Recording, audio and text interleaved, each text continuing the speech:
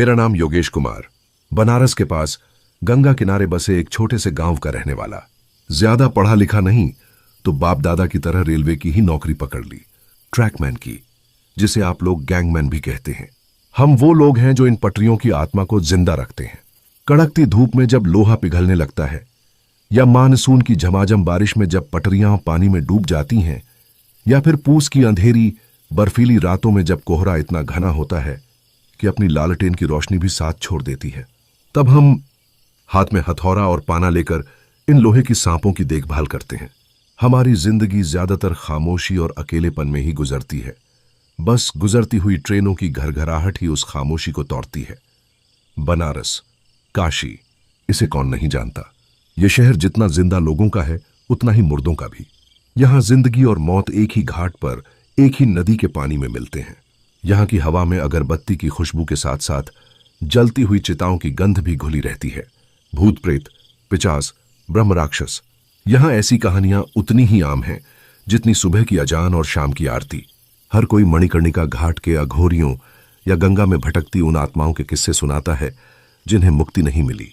मैं भी बचपन से ये सब सुनता आया था, पर यकीन, वो एक दूसरी बात थी।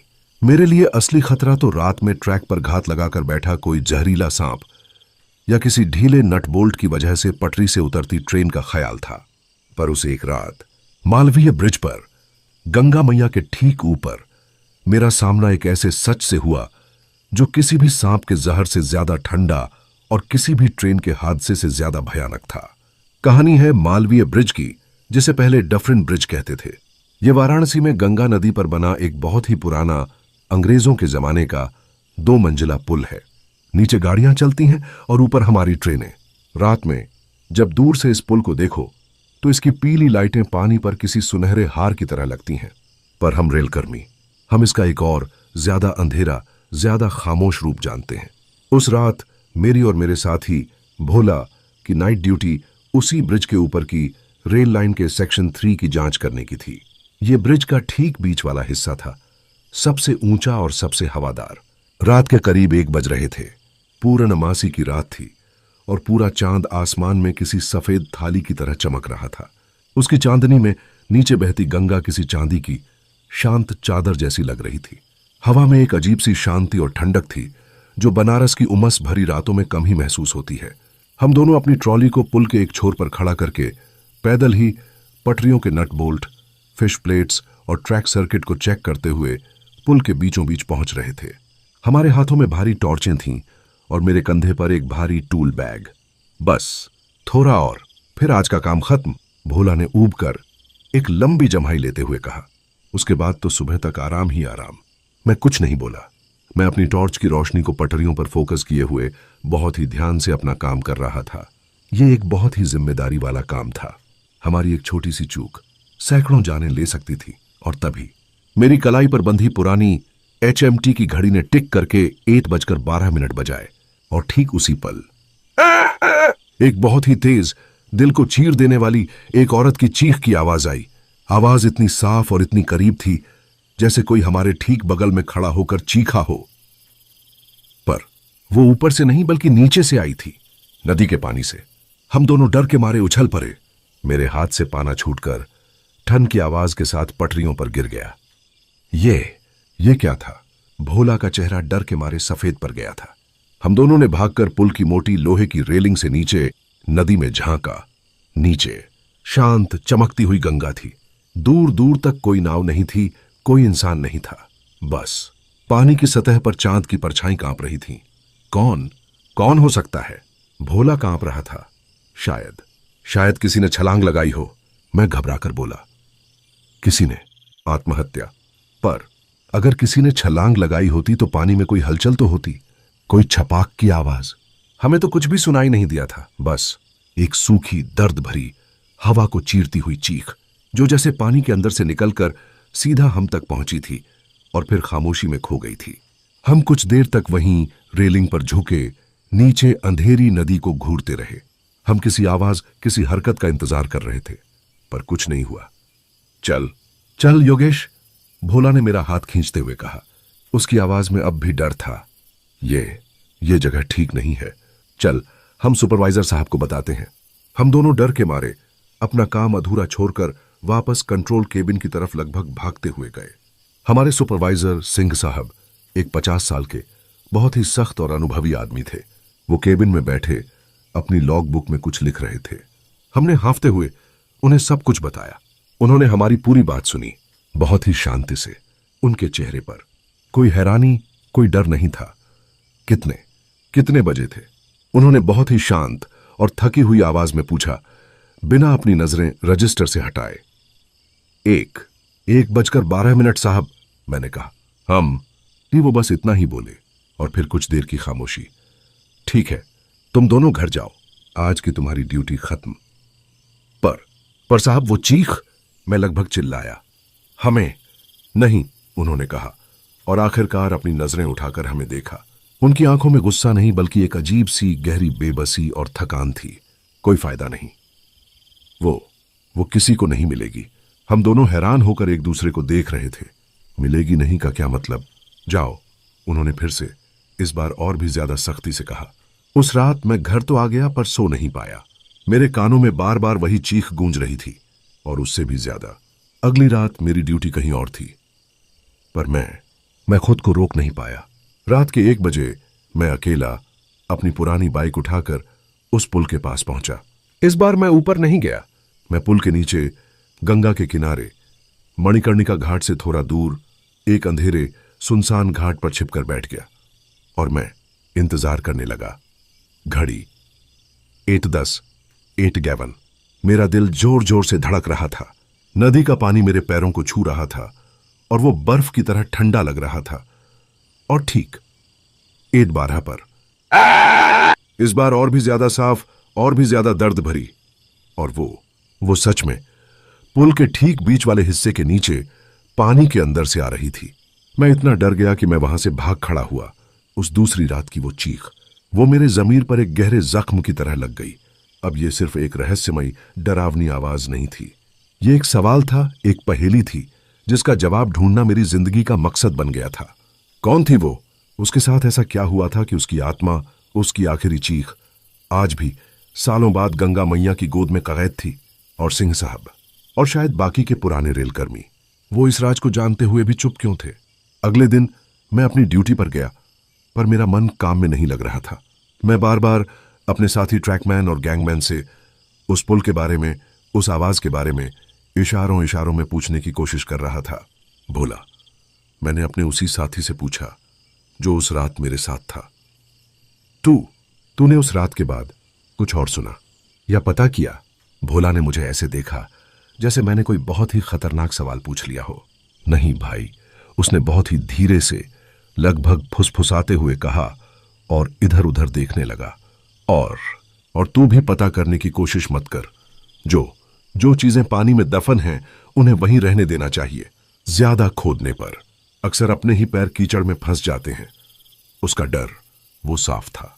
वो जानता था या कम से कम अंदाजा लगा चुका था कि ये कोई आम बात नहीं है। पर वो डर के मारे चुप रहना चाहता था। पर मैं चुप नहीं रह सकता था। मैंने फैसला किया, अगर रेल के लोग मुझे नहीं बताएंगे तो मैं घाट के लोगों से पूछूंगा। बनारस वो घाटों का शहर है और हर घाट का अपना एक इतिहास है, अपनी एक कहानी है। और उन कहानियों के सबसे बड़े जानकार होते हैं डोम राजा और मल्लाह, वो लोग जिनकी जिंदगी गंगा के पानी और चिताओं की आग के बीच ही गुजरती है। उस शाम अपनी ड्यूटी खत्म करके मैं सीधा 64 घाट पहुंचा, जो मालवीय ब्रिज के सबसे करीब के घाटों में से एक था। मैंने वहां के कुछ मल्लाहों से, जो अपनी नावें किनारे लगा रहे थे, बात करने की कोशिश की। नमस्ते काका, मैंने एक बूढ़े अनुभवी मल्लाह से कहा। एक बात पूछनी थी। हाँ बेटा बोलो। वो जो ऊपर रेल का पुल है, मैंने मालवीय ब्रिज की तरफ इशारा करते हुए कहा। क्या उसके बारे में कोई कहानी है? कोई अजीब बात? मेरा सवाल सुनते ही उस मल्लाह के चेहरे पर एक अजीब सी सतर्कता आ गई। क्यों बेटा, तुम क्यों पूछ रहे हो? तुम तो रेल के आदमी लगते हो। बस ऐसे ही काका, मैंने बहाना बनाया। रात में ड्यूटी पर थोड़ा डर लगता है। वो मल्लाह हंसा, एक सूखी कड़वी हंसी। डर तो जिंदा लोगों से लगना चाहिए बेटा। मरे हुए तो बस अपनी कहानी सुनाना चाहते हैं। कहानी? मेरी उम्मीदें बढ़ गईं। किसकी कहानी? वो मल्लाह कुछ देर चुप रहा। फिर उसने अपनी नाव में रखे एक पुराने लकड़ी के चप्पू को उठाया और नदी में एक खास जगह की तरफ इशारा किया। ठीक पुल के बीचों बीच एक लड़की थी। उसने बहुत ही धीमी और गहरी आवाज में कहना शुरू किया, और फिर उस मल्लाह ने मुझे वो कहानी सुनाई जो किसी भी रेल के रिकॉर्ड में नहीं, बल्कि बनारस के घाटों की हवा में और गंगा की लहरों में सालों से जिंदा थी। उसने बताया कि ये बात आज से कोई 30-35 साल पहले की है। एक लड़की थी, उसने कहा। गौरी नाम था उसका। यहीं पास की एक गली में रहती थी। बहुत ही खूबसूरत थी, जैसे गंगा मैया खुद धरती पर उतर आई हो। और वो प्यार करती थी। किससे? एक लड़के से, उसने बताया। शंकर नाम था उसका। वो भी यहीं का था, पर वो दूसरी जाति का था। दोनों एक दूसरे के बिना जी नहीं सकते थे, मल्लाह बताते रहे। वो छिप छिप कर मिलते थे, यहीं इन्हीं घाटों पर। और उन्होंने एक साथ जीने मरने की कस्में खाई थीं। एक दिन उन्होंने भागने का फैसला किया।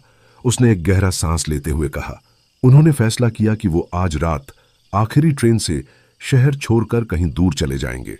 वो रात, वो भी पूर्णमासी की ही रात थी। उसने चांद की तरफ देखते हुए कहा, शंकर वो तो स्टेशन पहुंच गया, पर गौरी, उसके घर वालों को पता चल गया। मेरा दिल दहल गया। उसके भाइयों ने और उसके बाप ने उसे बहुत मारा पीटा, उसे एक कमरे में बंद कर दिया। पर गौरी, वो भी अपनी जिद की पक्की थी। वो किसी तरह रात के अंधेरे में घर से भाग निकली। वो भाग रही थी कि अपने शंकर के पास जाने के लिए, आखिरी ट्रेन पकड़ने के लिए। और उसके भाई उसके पीछे पीछे। वो भागती हुई इस पुल पर आ गई। मल्लाह ने फिर से उस पुल की तरफ इशारा किया। शायद वो पुल पार करके स्टेशन का छोटा रास्ता लेना चाहती थी। और उसके भाई, उन्होंने उसे यहीं पुल के बीचों बीच घेर लिया। उन्होंने उसे बहुत समझाया, धमकाया, कहा, घर वापस चल, वरना हम तुझे जान से मार देंगे। पर गौरी नहीं मानी। मल्लाह की आवाज भर आई। उसने कहा, अगर मैं शंकर की नहीं हो सकती तो मैं किसी की नहीं होंगी।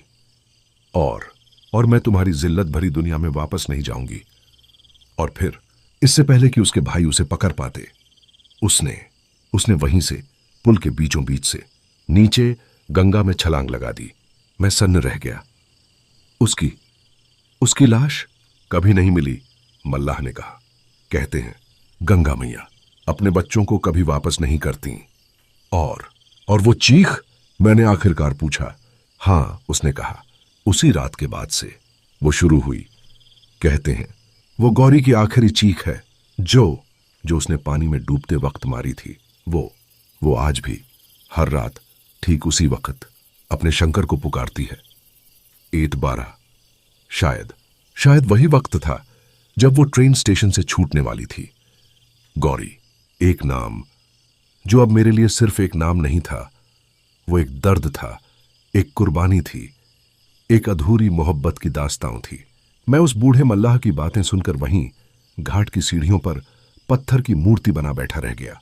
मेरे चारों तरफ बनारस की रात की चहल पहल शुरू हो गई थी, पर मेरे अंदर एक गहरा भारी सन्नाटा पसर गया था। वो चीख, जिसे मैं अब तक एक डरावना भुतहा शोर समझ रहा था, वो अब मेरे लिए एक प्रेम पत्र की आखिरी अधूरी लाइन बन गई थी। पर जैसा कि हर अच्छी कहानी में होता है, इस कहानी में भी कुछ टुकड़े गायब थे। कुछ सवाल थे जो मुझे अब और भी ज्यादा परेशान कर रहे थे। अगर यह सिर्फ एक दुखी आत्मा की पुकार है, तो सिंह साहब और भोला जैसे पुराने अनुभवी रेलकर्मी इससे इतना डरते क्यों हैं? उन्होंने मुझे इस राज्य से दूर रहने की चेतावनी क्यों दी? क्या वो सिर्फ अंधविश्वासी थे या इस कहानी का कोई और ज्यादा अंधेरा, ज्यादा खतरनाक पहलू भी था, जिसे मैं अब तक नहीं जान पाया था? एक आखिरी सवाल।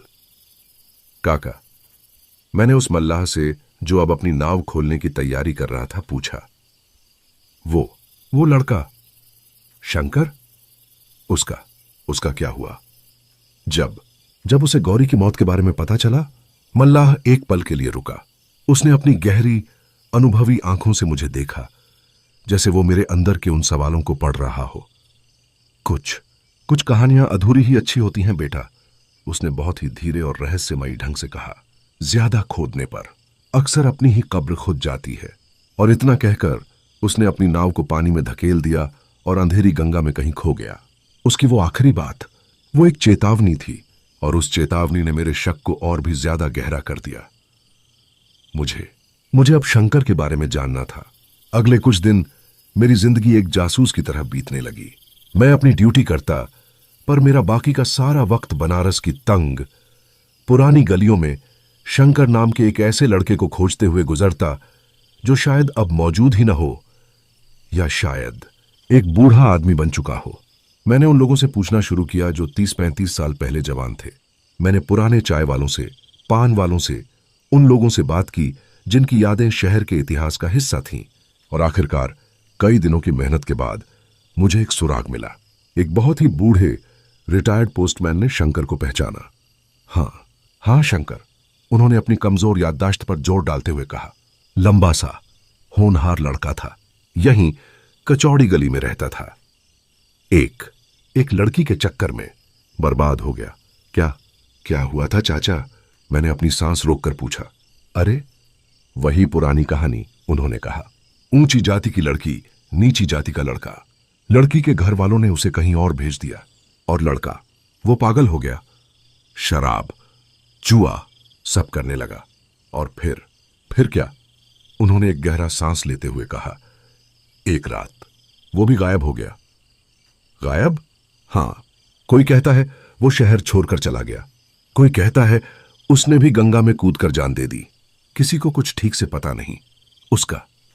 उसका घर आज भी उसी गली में बंद पड़ा है। उसका घर, एक बंद पड़ा हुआ घर। ये एक बहुत बड़ा सुराग था। मैं तुरंत उस पते पर कचौड़ी गली पहुंचा।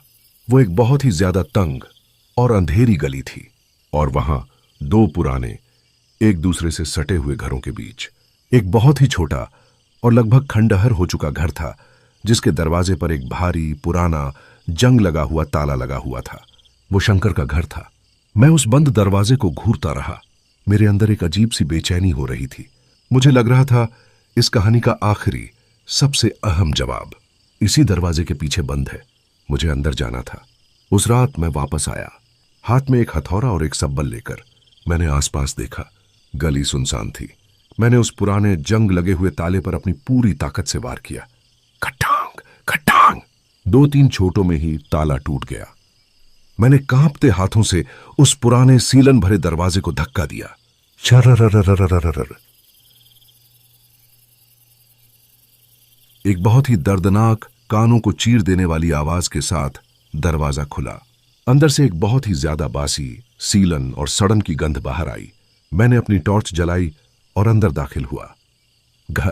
वो घर नहीं था, वो एक कब्र था। वक्त की, यादों की और शायद किसी और चीज की भी।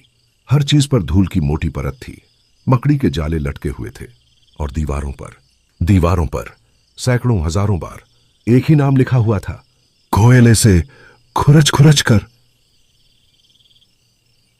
गौरी। गौरी। गौरी। गौरी। वो सच में पागल हो गया था। मैं धीरे धीरे उस छोटे से घर के अंदरूनी कमरे में गया, और वहां मैंने जो देखा उससे मेरी आत्मा कांप गई। कमरे के बीचों बीच एक रस्सी छत के पुराने लकड़ी के कुंदे से लटक रही थी। एक फांसी का फंदा, और उसके ठीक नीचे जमीन पर एक पुराना चमड़े की जिल्द वाला एल्बम पड़ा हुआ था। शंकर, उसने यहीं इसी घर में अपनी जान दी थी। मैं कांपते हुए उस एल्बम के पास गया। मैंने उसे खोला। अंदर अब कभी नहीं आओगी, पर मैं उन पर यकीन नहीं करता। मैं जानता हूं तुम आओगी। तुम जरूर आओगी। मैं अब इस दुनिया में और इंतजार नहीं कर सकता। मैं वहीं जा रहा हूं जहां तुम हो, उसी नदी के पास, उसी पुल के पास। मैं वहां तुम्हारा इंतजार करूंगा हमेशा। तुम्हारा शंकर तो वो भी, उसने भी। और तभी मेरे ठीक पीछे किसी के खांसने की आवाज आई। मैं डर के मारे उछल पड़ा। मैंने पलटकर देखा। घर के उस अंधेरे कोने में एक परछाई खड़ी थी, एक आदमी की। वो शंकर था। उसकी आत्मा वो परछाई, वो अंधेरे से ज्यादा अंधेरी थी। एक ऐसा अंधेरा जिसमें दशकों का दर्द, इंतजार और एक अधूरा टूटा हुआ प्यार घुला हुआ था। मैं उस पुराने धूल भरे कमरे में जम गया था। मेरे हाथ में शंकर का वो आखिरी दिल को चीर देने वाला खत था और मेरे सामने उसी खत का लेखक एक आत्मा के रूप में खड़ा था। वो हिल नहीं रहा था, कुछ बोल नहीं रहा था, बस अपनी खाली अंधेरी आंखों से मुझे घूर रहा था। हवा में सीलन और पुरानी यादों की एक भारी उदास गंध थी। शंकर। मेरी आवाज एक डरी हुई फुसफुसाहट से ज्यादा कुछ नहीं थी। उसकी परछाई हल्की सी कांपी, जैसे मेरा उसकी नाम पुकारना उसे किसी गहरी नींद से जगा रहा हो। तुम यहां क्या कर रहे हो? आखिरकार एक आवाज आई, पर वो आवाज उस कमरे से नहीं बल्कि मेरे दिमाग के अंदर से आ रही थी। एक बहुत ही खुरदरी और बहुत ही ज्यादा थकी हुई आवाज। ये मेरा घर है। मैं गौरी का संदेश लेकर आया हूं, मैंने हिम्मत जुटाते हुए कहा।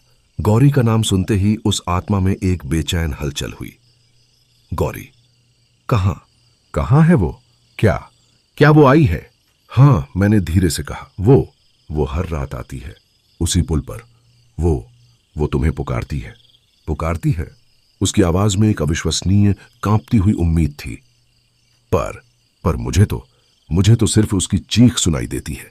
चीख? अब मैं समझा। वो दोनों एक दूसरे को पुकार रहे थे, पर उनके दर्द और गम ने उनकी पुकार को एक दूसरे के लिए एक चीख बना दिया था। वो दोनों एक ही पुल पर एक ही वक्त में मौजूद होते थे, पर एक दूसरे को देख नहीं पाते थे। वो दोनों अपने अपने अकेले नर्क में फंसे हुए थे। वो तुमसे नाराज नहीं है शंकर? मैंने कहा। मेरी आंखों में आंसू थे। वो तो तुमसे मिलने आ रही थी, और फिर मैंने उसे सब कुछ बताया। गौरी के घर वालों के बारे में, उसकी बेबसी और उसकी आखिरी दर्दनाक छलांग के बारे में। जैसे जैसे मैं बोलता जा रहा था, शंकर की आत्मा कांपती जा रही थी। उसके अंदर से एक धीमी दर्द भरी सिसकी उभरने लगी। तो उसने मुझे धोखा नहीं दिया था। वो आखिरकार बोला। वो तो तुमसे प्यार करती थी।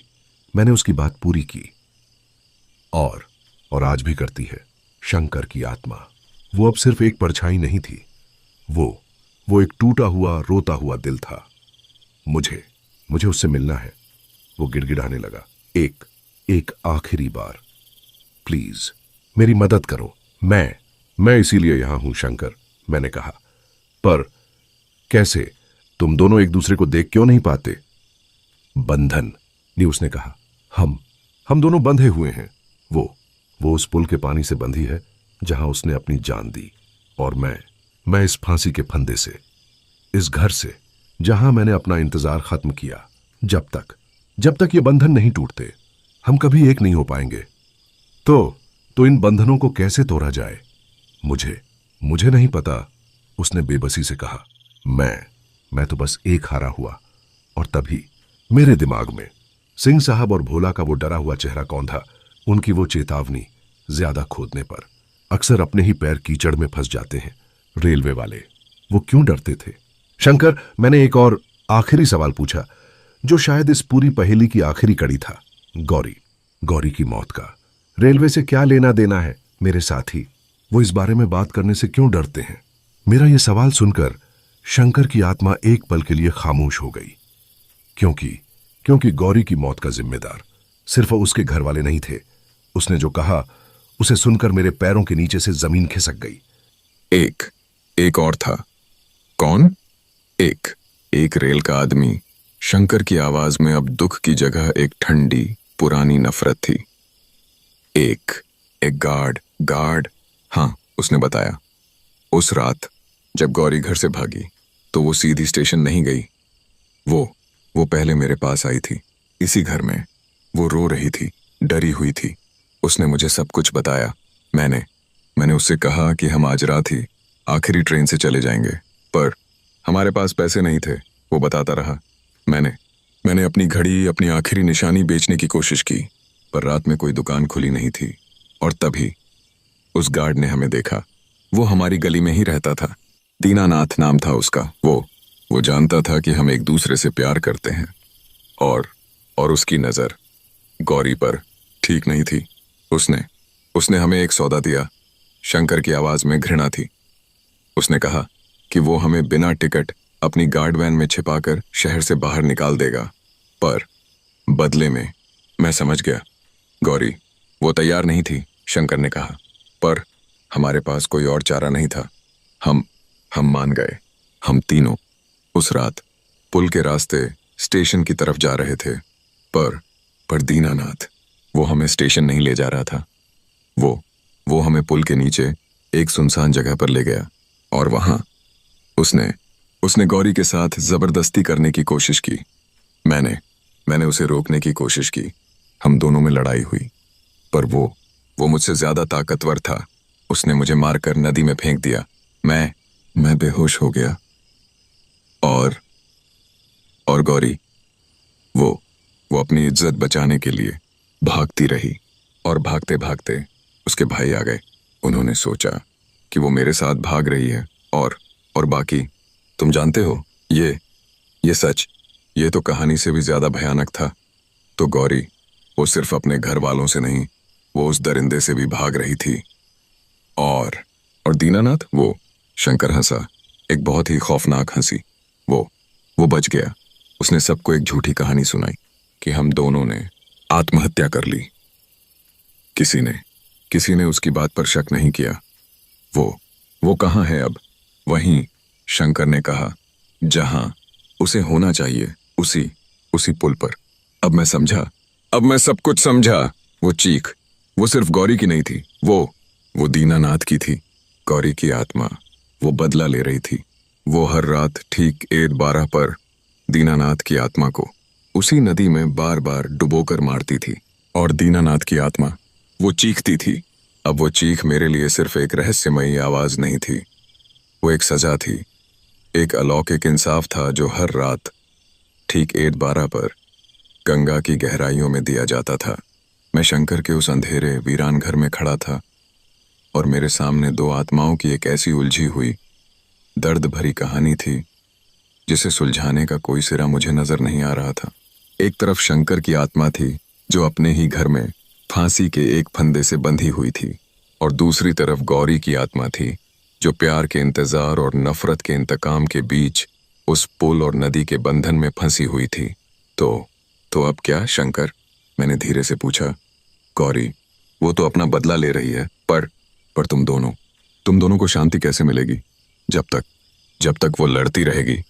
शंकर की आत्मा ने एक गहरी थकी हुई आवाज में कहा, तब तक वो आजाद नहीं हो सकती, और जब तक वो आजाद नहीं होती, मैं भी उसे अकेला छोड़कर नहीं जा सकता।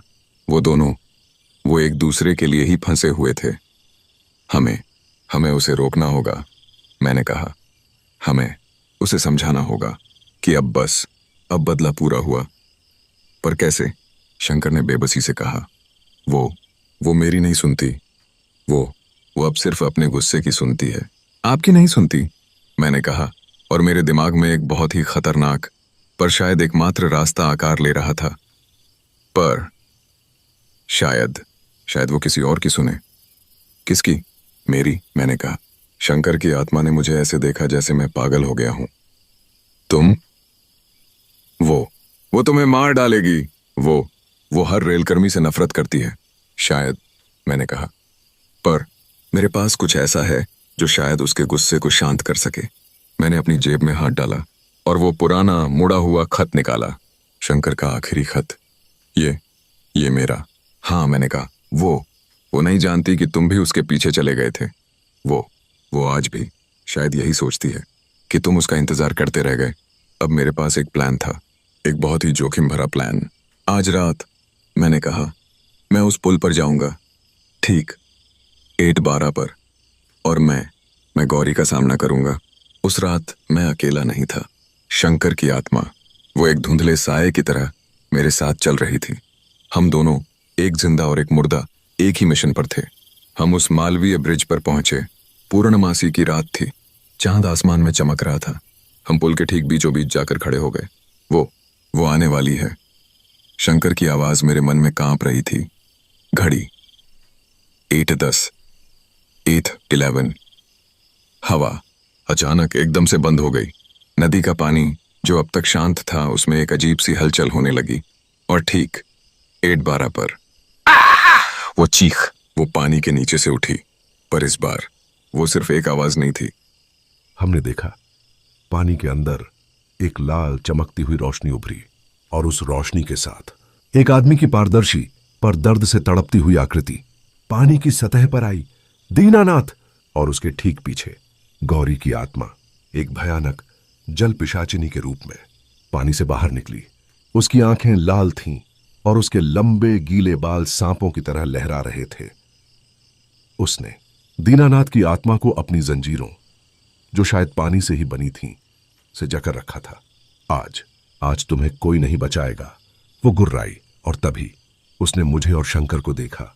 वो एक पल के लिए रुकी। तुम! वो मेरी तरफ देखकर चीखी। और तुम! उसने शंकर को देखकर फुसफुसाया। उसकी आवाज में गुस्सा और हैरानी थी। हाँ गौरी, मैं हूं, शंकर की आत्मा चिल्लाई। बस करो अब, छोड़ दो उसे। नहीं, गौरी चीखी। इसने हमें अलग किया। इसे सजा मिलनी ही चाहिए। और उसने दीनानाथ की आत्मा को पानी में और भी ज्यादा डुबोना शुरू कर दिया। गौरी रुको! मैं चिल्लाया। मैंने वो खत, शंकर का वो आखिरी खत, हवा में लहराया। इसे पढ़ो गौरी, एक बार, बस एक बार।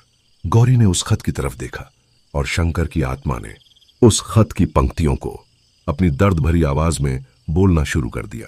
गौरी तुम नहीं आई। मैं इंतजार करता रहा। जैसे जैसे शंकर बोलता जा रहा था, गौरी का गुस्सा वो पिघलने लगा। उसकी लाल आंखें नम होने लगीं। मैं वहीं जा रहा हूं जहां तुम हो। मैं वहां तुम्हारा इंतजार करूंगा हमेशा। जब आखिरी शब्द खत्म हुए तो गौरी रो रही थी। उसने दीनानाथ की आत्मा को छोड़ दिया।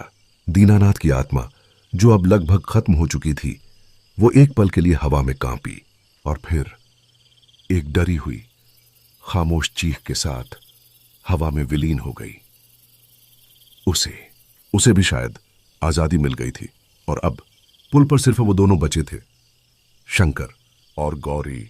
वो दोनों एक दूसरे को देख रहे थे। 30-35 साल की जुदाई आज खत्म हुई थी। तुम आ गए शंकर, गौरी ने सिसकते हुए कहा। मैं तो कभी गया ही नहीं था गौरी, शंकर ने कहा। और फिर वो दोनों एक दूसरे की तरफ बढ़े और वो एक हो गए। दो आत्माएं, दो प्यार करने वाले। वो एक सुनहरी खूबसूरत रोशनी में बदल गए। वो रोशनी कुछ पल के लिए उस पुल पर, उस नदी पर चमकती रही और फिर धीरे धीरे सुबह की पहली किरण के साथ आसमान में कहीं खो गई। सब कुछ शांत हो गया। चीख बंद हो गई थी हमेशा के लिए। उस सुबह जब मैं वापस अपने घर लौट रहा था तो मेरे कानों में कोई चीख नहीं, बल्कि एक बहुत ही मधुर किसी के हंसने की आवाज गूंज रही थी। उस दिन के बाद मालवीय ब्रिज पर फिर कभी रात के 1:12 पर कोई चीख सुनाई नहीं दी। वो कहानी खत्म हो गई थी। मैंने और भोला ने सिंह साहब को कभी कुछ नहीं बताया, पर वो शायद सब कुछ जानते थे। उन्होंने बस एक दिन मेरे कंधे पर हाथ रखकर कहा, शाबाश योगेश, तुमने बहुत हिम्मत का काम किया है। मेरा नाम योगेश है।